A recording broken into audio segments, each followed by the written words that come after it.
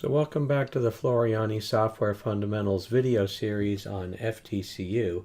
In this section we're going to be covering how to select items and getting around, navigating, zooming, viewing things, etc. So normally when you open up a design or you start up the software or basically do just about anything, you're going to be in a mode we call normal selection mode. And you can tell you're in normal selection mode because your normal select icon, which is this one right here at the top left toolbar, is highlighted in orange, and your cursor looks like a little white arrow, and it's actually not transparent. If I go over something, you'll see that it's actually white. And this lets you know that you are in normal select mode. Now, we use normal select mode for doing most everything in the program, but there are some alternate selection modes, and we're going to be covering all of those in this section. Now, the normal way you select something is you simply click on it. So, for example, if I wanted to select the blue thread of this wing here, I would put my mouse over the top and click on it, and I would select it. Now, if you look over here in the sequence view, which we haven't exactly talked about in detail yet, you'll see that what I have selected is only a part of that wing rather. I've selected the actual fill stitch, but there's another stitch here and a run stitch here that I haven't selected as part of it. So you have to be careful when you're clicking on an embroidery object over here that you're actually selecting everything associated with it. So that is the basic way that you select things. The other way you can select things is to drag a box around them. So the way you do that is you start by clicking off of the item so that you have nothing selected. And if I wanted to select this whole cherub, I would start, say, up here in the upper left-hand corner, click and drag a box, and we call this a selection box or a marquee, around the objects that I want to select. And when I let off, you will see that now I have selected everything. All right. If I just wanted to try and select everything in that wing, I could drag a box around just that wing. But it's a little tricky because it is sort of embedded here inside the rest of these objects. So I can give it a try. Let me just give it a try here. And I have, okay, that one was successful. I've selected everything in that wing, but if you see over here, you'll see I've accidentally also selected some stitches in the pink and some other stitches in the cadmium, which is this other wing here. So I didn't do such a good job by dragging a box. And I also selected the steel stitch or satin stitch that's around the outline of that wing. Again, if I just wanted to select the blue of that wing, probably didn't get what I wanted to. So we're going to cover how to do that in a bit, but that's your normal selection mode. So whatever I click on, it selects it. Now, let's say I want to select the mouth here, right? If I come over here and click, you'll notice that I didn't actually select the mouth. What I selected was the pink stitches behind the mouth, all right? So let me try that again. I'm going to click off it to deselect it. I'm going to get here and click, and you'll see that now instead of selecting the mouth, I've actually selected a part of it, which is a little run stitch. This is part of the underlay underneath it. So sometimes simply clicking on an object over here doesn't get you the results that you want. And we have a special tool that will get you the results you want, but we'll cover that in a second. Because another way to use the select tool is to come over here and click on items in the sequence view. And we talked a little bit about the sequence view in our basic overview, but the sequence view shows you all of the stitches in the order that they're going to stitch out. And because I've been clicking around, you can see that my sequence view is expanded. So what I'm going to do is I'm going to right click in my sequence view and I'm going to say collapse all. And this shows me the top level items in my sequence view here. And I'm going to click off of my cherub so nothing is selected. And you can see here that I've got this particular color, this particular color, this particular color. I can also select objects over here by selecting them in the sequence view. Now what you're seeing here is what we call the top level item for this particular color.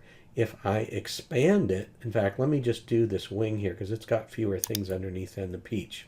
If I expand that wing, you will see that I've got three things underneath it.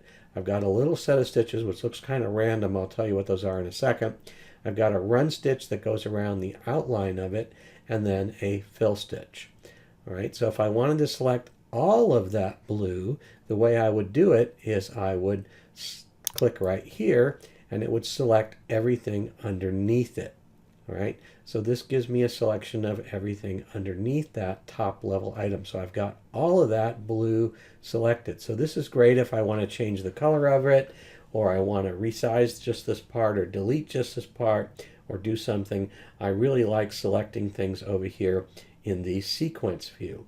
Now, just to give you a clue what's going on here, this is actually shown way blown up. This is actually just a little lock stitch here that starts out the design. Then we have a run around the outside, and then finally we have a fill. And this is a little bit of an extra bit of underlay here. So this is one way to do it. If I want to select an item underneath, like I just wanted to select those lock stitches, I could do that, and you can see how small it is over here. Or I could select just the fill stitch if I wanted to, for example, change the underlay under it or something like that. And if I want to select everything in the design, there's several different ways to do that. One is to click all items over here in the sequence view. The other is the first way I showed you, which is to drag a box around it.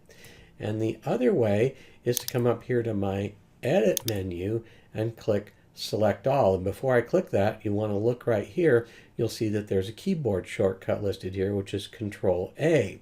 That's the standard Windows shortcut for selecting all. So Control A for all. That's a standard in Windows, works in Word, PowerPoint, all the things you're used to. So if I click here, that selects everything. If I click off it, and you apologize, you can't see me, but if I hold down the Control key on my keyboard and click A, it's actually going to select everything as well. So that's the basics of selecting things in FTCU with the normal select icon. Again, to review, the way you tell you're in normal select mode is that you will see this orange highlight box around your normal select cursor, which is the top one here on the left. So we've covered the basics of how to select something, and I want to go a little bit sideways here and talk about the various view modes and the way you see things on the screen. And what I want to talk about is the zoom control, so zooming in and out, etc. Now there's various ways you can do that. One of the ways you can do it is right here with this little zoom drop down. If I click it, I can choose various zoom options. So if I want to zoom in, I can click that, and you'll see that I have zoomed into my design, and you can see now my magnification is at 379%. If I want to zoom back out, I can click zoom out. It goes back to where I was, and then I could zoom out again to get an even smaller view of it, and I can come back and zoom in again to go back. So you see how that works. The other one is called zoom to fit, and this is very, very useful. If I click zoom to fit, that puts everything on the screen. Now, you didn't see anything happen because I started out zoom to fit, and that was at 190%. But if I was here and I clicked zoom to fit, it would put everything on the screen. And that's really useful because sometimes you get scrolled off to the side, and these are your scroll controls here, just like you have in any other normal Windows environment. So if I were scrolled way off here and I couldn't find my embroidery design, then zoom to fit puts everything on my design window back in the center so I can see it. Another shortcut for zoom to fit, and this is one that I use all the time, is to double click this tool here, your magnifying glass or your zoom tool. So let me zoom back out again. I'll show you how that works. If you double click your zoom tool, it's another way of doing a zoom to fit. And throughout this rest of this series, I'll probably be showing you double clicking the magnifying glass quite a bit. But let's go over some of the other things that are in this drop down here. I'm going to skip over zoom to selection because I want to go right now to zoom to 1:1. And this, if I click it, is going to show you something that approximates the size that it's going to stitch out at. And this is very, very useful for checking to see if what you are seeing is actually going to stitch out like that, or it's something that's just a little aberration of the way it's simulating the stitches on the screen. So I use zoom 1-to-1 a lot before I finalize a design so I can see that it's going to stitch out the way I expect it to. And then down here you've got your percentage control. So this is just a shortcut way of zooming in and out. And 100% is basically the same as 1-to-1. I could zoom into 200% and get it bigger, etc. So you can see how that works. And now what I'm going to do is actually going to select something. So let me just select the blue of this wing here. And I am going to do zoom to selection. So if I really wanted to work on that wing closer up, rather than trying to zoom into it, I could just say zoom to selection and it would magnify that part. All right, so watch, I'm going to double click the magnifying glass to do a zoom to fit, because I want to show you how the rest of this magnifying glass tool works. I'm going to click off of that to deselect it. And the way this particular tool works is if I click it, I now am in zoom mode, and you can see that my cursor changes into a magnifying glass. So this lets me zoom into a specific part that I want to work with. So for example, if I wanted to work on the black stitches of the face here, I could click and drag a box around it, and it would allow me to zoom into that part. Now I'm going to double click over here and zoom out again, because the other way this works is if I simply click, it's going to zoom in. And if I right click, it will zoom back out. So a left click is a zoom in, a right click is a zoom out. I can keep doing that as much or as little as I want. The other way you can zoom regardless of what mode you're in is if you have one of those zoom wheels on your mouse, you can click that or make the dial move, so you can see that I just am moving the dial here one click at a time to zoom in or out. And sometimes your mouse zooms way in with just a touch of your control on the mouse, and in order to fix that you'll have to go into your mouse controls on Windows. So again, I'm going to double click my zoom tool to get a nice zoom to fit and get it all in the center there for me. And those are your basic zoom tools. Now I want to give you a hint about the zoom tool. If I wanted to work on this section of the design, one of the common mistakes that people make, and I do it all the time, so I know that you're going to do it too, is that if you click on your zoom tool and you zoom into somewhere, and then I want to say select the stitches here, I forget that I'm in zoom mode and I just try and select these by clicking again. So if I do that, watch what happens. It's just going to zoom in again. So when you are in magnifying glass mode or zoom mode and you want to select something, remember that you got to come back and select your select tool in order to go and select something. So that is your basic zoom modes. And one other tool that's hiding under the magnifying glass is your pan tool. And it's got this little black arrow under here. We call that a fly out. And if I click it, you'll see that I've actually got two options for this one control. One is the standard default, which is your magnifying glass, and the other is a hand or your pan control. So if I click and select that, you'll see my icon changes into a hand. And now what this does is allows me to easily pan the screen around. Now I'm not moving the object, I'm moving the center point of my screen. If you look at my rulers, you'll see that 0, 0 is moving around and all the other numbers are moving too.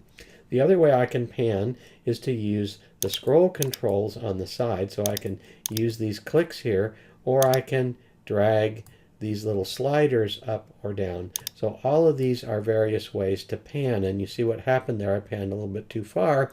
I can't see anything. So I'm going to go back to my magnifying glass and I am going to double click it to get everything back. And that's a really very useful mode to be in. Now the last tool I want to talk about is our lasso tool, and that's a very, very cool tool for selecting hard to select objects. So before I use the lasso tool, I'm going to stay in zoom mode here, and I'm going to zoom in to this face because we want to work with part of the face here.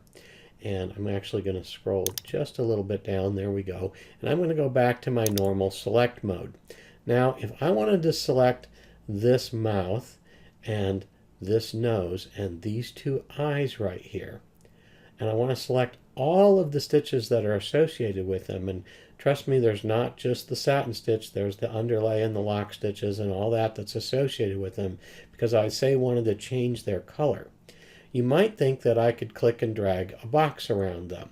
So if I try to do that, watch what happens. If I come up here and I click and I try to drag, you'll see that I have selected the peach color of the background of the face, and I have not done what I wanted. That's because when I clicked, it selected right where I clicked, which was this big fill stitch here. Now I'm going to undo that move to put it back, and I'm going to click off of it so that we're not distracted by the blue selection color there. And if I didn't mention it before, when you do select something, it shows up as blue. And if you don't like blue, we'll show you how to change that a bit later. But what I want to show you now is the lasso tool, because the lasso tool allows me not only to select things by not dragging a normal rectangle, it allows me to use any shape I want, but when I do that, it allows me to select items that are on top of other items.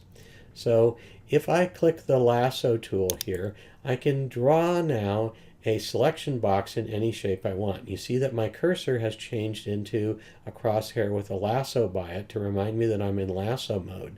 And I can work in one of two ways with this.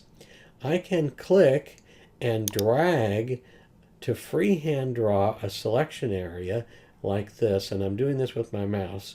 And if you are a good freehand drawer, you can do that. And when I let off the mouse, I need to now right click to tell it that I am done with my selection.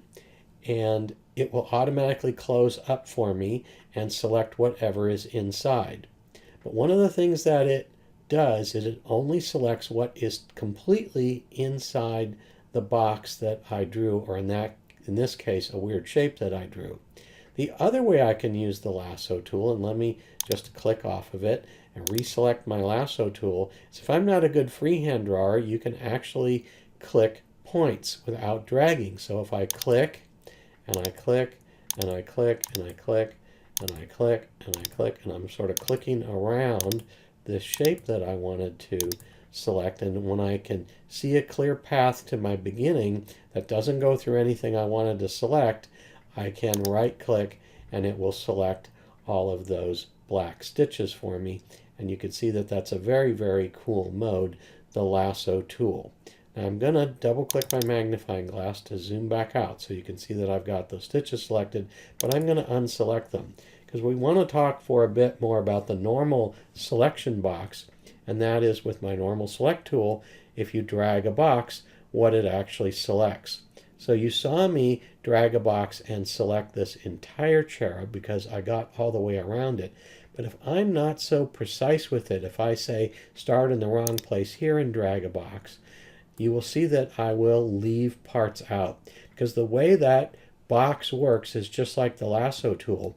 Whatever you have dragged a box around, it has to be completely encased inside the box in order to be selected. If something is not in the box, or it's just a little bit outside the box, or you drag the box through it, it's not going to select that object, all right? So the last thing I want to talk to you about in this section is the view mode that we're in. And what we're in right now is something we call wireframe mode. So what that means is that instead of seeing the actual stitches here, you're actually seeing a very, very fine line every place that the software is eventually going to put in some stitches. And if we zoom in a little bit closer, you'll be able to see that. So we'll use this blue wing as our example here. So we'll zoom into part of it. And remember, when you use that zoom tool like that, to come back and click your select tool. Otherwise, you'll zoom again when you click. Now, you can see here that there's some lines running this way and some wider space lines running this way and a few other lines running throughout it. And this is actually the fill stitch of my wing. Now I can tell it's a fill stitch because of the way it's drawn here, and I've gotten used to looking at this in wireframe mode. But Probably a more convenient way to see it, and if you want to see what the actual stitches are going to look like, is to use something we call 3D or realistic mode. Now before we go and show you that, these big stitches out here, these wide space stitches, that's actually the underlay that's underneath all these tight stitches of the actual fill. And since you're in wireframe mode and there's very, very fine lines, you could actually see the background, or if this were stitched out, this would be the fabric through those lines, and you can actually also see the underlay stitches. But if we were realistically simulating the stitches here, you wouldn't see them. So let's go ahead and do that. The way you realistically see these stitches is with this icon right here, and it's called our 3D or realistic view mode. So if I click that, you will see that my display changes into a more realistic view of the stitches. So I can see that stitch pattern here, and I can no longer see the underlay because they are going to be hidden underneath. Now this looks a little gross here because don't forget we're zoomed in way, way far. We're zoomed in to 374%. Now remember earlier I told you that if you wanted to see the way that something might actually look when you stitched it out, the best way to look at that is with 1-to-1. So let me click 1-to-1 here, and you'll see that, oh, now look, I can see that particular stitch pattern. It's called snakeskin. That's here in the wing, so I can see it a little bit better. All right, and I can see my satins better. And we're trying to show you this realistically with shadows and the way the light reflects and everything. So even though this looks like a little white line of stitches through the center of the black here, that's actually showing you the highlight of the way the light would fall on those stitches.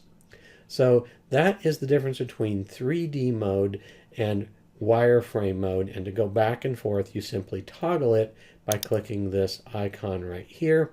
And of course, the other way to do it is to come to View, and you can turn on Draw 3D, or you can do Control 3. So you'll see that there's lots of different ways to get back and forth between 3D mode and regular mode.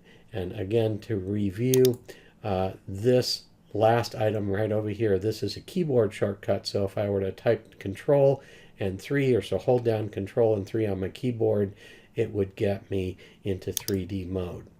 So that is the basics of zooming around, panning around, seeing things in 3D or wireframe mode, and how to select objects with both the normal select tool, the lasso tool, and also the sequence view. And before we get off of this topic of selecting things, I just want to mention one other thing here, and that is that when you select items in the sequence view, your normal selection modes from Windows in selecting things in a list also works here.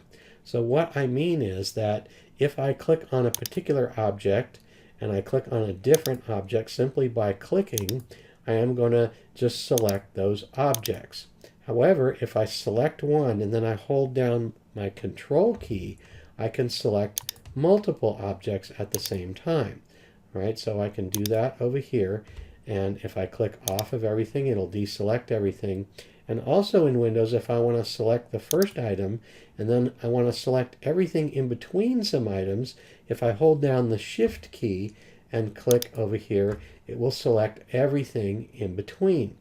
And so that is a normal Windows mode of selecting things in a list, and that works here as well. It also works over here. All right, so if I were to zoom in to this, and I wanted to go to my normal select mode, and I wanted to select this fill right here, and I also wanted to select this fill over here. If I hold down Control, I don't know how well you can see that, but you'll see a little plus appeared by my cursor. If I then click, I will have selected both of those items. Now again, be careful because I have not selected any of the lock stitches or underlay or anything associated with that fill, just the top fill stitches by clicking on it.